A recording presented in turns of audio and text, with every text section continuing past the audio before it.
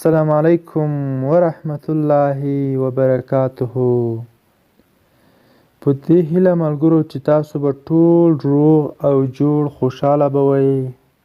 ګرانو ملګرو، د ټیکنیکل زده کړې چینل څخه بیا هم په ډیر زیات خوندور ویډیو کې تاسو ته راغلی یم. ګرانو ملګرو، نن مې ډیر زیات خوندور او زبردست سیټینګ ستاسو لپاره راوړی دی. ملګرو په موبایل کې یو ډیر زیات خوندور او زبردست سیټینګ دی ملګرو. هغه دا څنګه کولی شو ملګرو، بدون له کوم ویبسایټ یا کوم اپلیکیشن څخه موږ په خپل موبایل کې هر اپلیکیشن یې که پروګرام یې که هر څه یې موږ په ډیر اساني سره پټ کړو او بیا به هیڅوک نشي کولی چې زموږ هغه اپلیکیشن یا پروګرام پیدا کړي. ګرانو ملګرو، ډیره خوندوره او ښایسته طریقه ده ملګرو. ویډیو تر پای وګورئ. نو راځئ ملګرو په ویډیو باندې پیل کوو. د ویډیو شروع کېدو نه مخکې زه له تاسو څخه ډېر په درنه هیله کوم که تاسو زموږ د یوټیوب چینل ته نوي راغلي یاست نو زما چینل درسره سبسکرایب کړئ.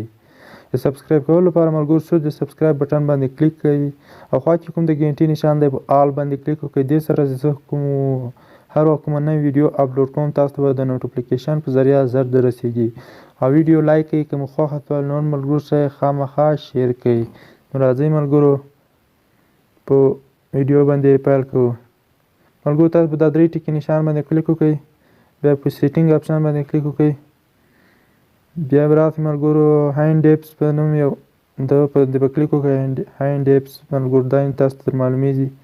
په دې باندې کلیک کله چې وکړو ملګرو، اوس دلته تاسو ګورئ موبایل هر اپلیکیشن پروګرام دلته راښکاره شي ملګرو. اوس موږ دلته څه غواړو څه شي پټ کړو ملګرو. اوس مثال ملګرو زه ګالري پټوم، یو ګالري پټوم ملګرو، بل چې څه ملګرو یو واتساپ ملګرو پټوم. بیا په ملګرو په اپلای باندې ملګرو کلیک وکړئ. اوس به راسئ ملګرو،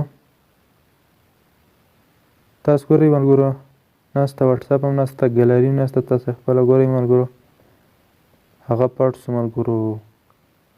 ملګرو په دې طریقه باید تاسو پټ کړئ. اوس چې بیرته ملګرو راباسو نو ملګرو بیا په هغه ته ورځئ ملګرو، سیټینګ اپشن باندې کلیک وکړئ ملګرو. بیا ملګرو هاینډ ایپس باندې کلیک وکړئ ملګرو. بیا ملګرو راسئ، تاسو ګورئ دا چیک مار دا چیک مار نه به لرې کړئ ملګرو.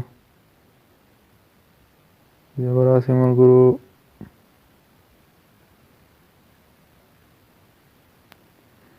اوس ملګرو ګورئ چې بیرته را پیدا شوي دي که نه.